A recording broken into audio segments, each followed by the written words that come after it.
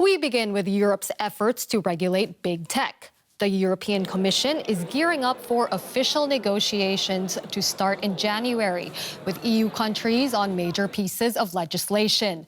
The Digital Markets Act aims to force more competition for tech giants like Google, Apple, and Amazon with a list of do's and don'ts. On the other hand, the Digital Services Act is focused on protecting consumers from illegal or harmful content. The principle being what's illegal offline should be illegal online too. Now, the EU hopes that these rules will apply in 2023. But the question is, where would that leave big tech's big plans? Our reporter Daniel Winter steps into Facebook's metaverse for an answer. It's a wonderful, magical experience. Here I can live my true self, business and pleasure. This is the metaverse. At least that's Meta's vision for the future. The company formerly known as Facebook had a rocky ride in 2021. But could this bold new plan help it face the future? At the end of October, CEO Mark Zuckerberg gave viewers a taste of the metaverse, a virtual world to live, work and play. At the same time, announcing a rebranding. Our company is now Meta. A big commitment to the grand vision. However, critics called the dumping of the name Facebook a distraction. The company has been plagued with scandals, and the brand name Facebook was increasingly associated with privacy breaches, disinformation, the Trump insurrection, and that's the main reason why the company changed their name. That came after explosive accusations from whistleblower Frances Haugen, who claimed Facebook knew of harm it was causing vulnerable users and that it didn't take enough action to intervene, telling DW Facebook was too focused on English language content moderation. Mark Zuckerberg has said engagement-based ranking is dangerous because people are drawn to extreme content. But don't worry, AI will save us.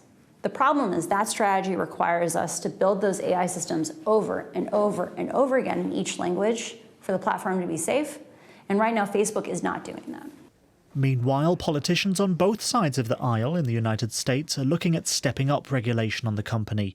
They could split up Meta, or at least hand it serious fines if it doesn't improve protection of its users.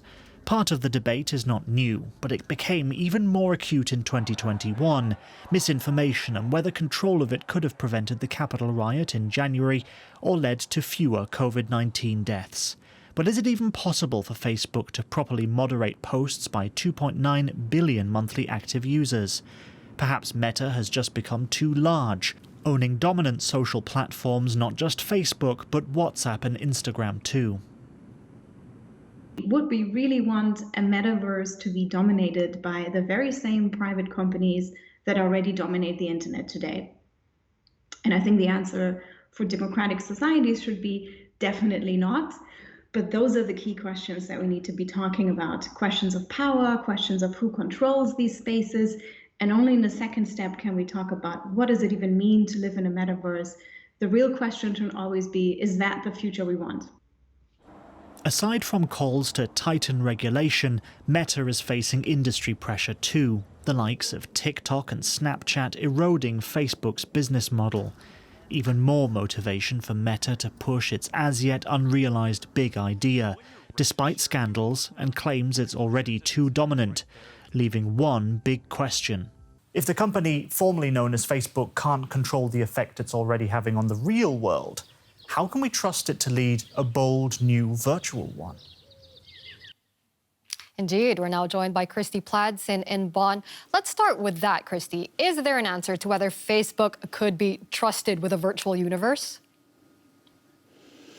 Well, I think we should emphasize the fact that this universe wouldn't be built or controlled by Facebook or Meta, as they're now called. Mark Zuckerberg said this himself in the rebrand, that the metaverse would be a collaborative project involving many players. Now, that being said, of course, this rebrand ties this company very strongly to this new initiative in a very aggressive way. Yeah, there was actually really a lot of pushback against this move after Zuckerberg announced this. As we just heard, Facebook Facebook, or formerly Facebook, now Meta, has been really plagued by scandals for years, but especially this year. And the whistleblower, Frances Haugen, actually called for him to step down and really allow Facebook, or Meta, pardon me, to move on from the sort of sordid history they've had right now. We saw many founders of these major big tech companies stepping down this year, also recent years. Amazon, Twitter, Microsoft. Zuckerberg is really the main founder still leading his company. And based on his company's track record, there's not a lot of reason to think it won't be the same going forward with the metaverse. So, bit of a last man standing vibe there. Now, at the top of the show, Christy, we talked about EU laws in the making. How could EU regulation shape tech players in Europe?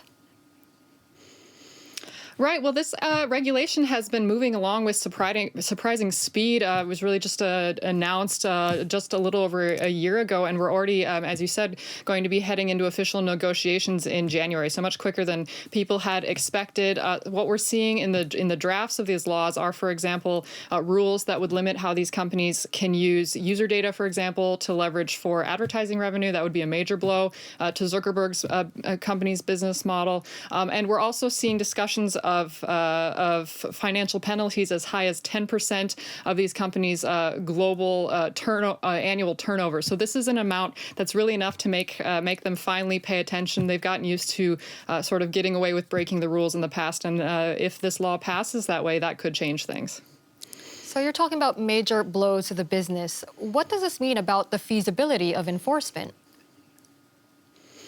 Right. Well, the rules themselves and how they would be enforced still needs to be hashed out by the EU players involved in passing this legislation. But some elements we're seeing is there would be not only a list of rules for these companies to follow, but they would also the laws would also allow for the European Commission to carry out investigations should it think it's necessary. There have also been calls to include legislation that would protect whistleblowers like Haugen. Of course, insiders are often the ones with the real information about the dirt that's going on behind the scenes.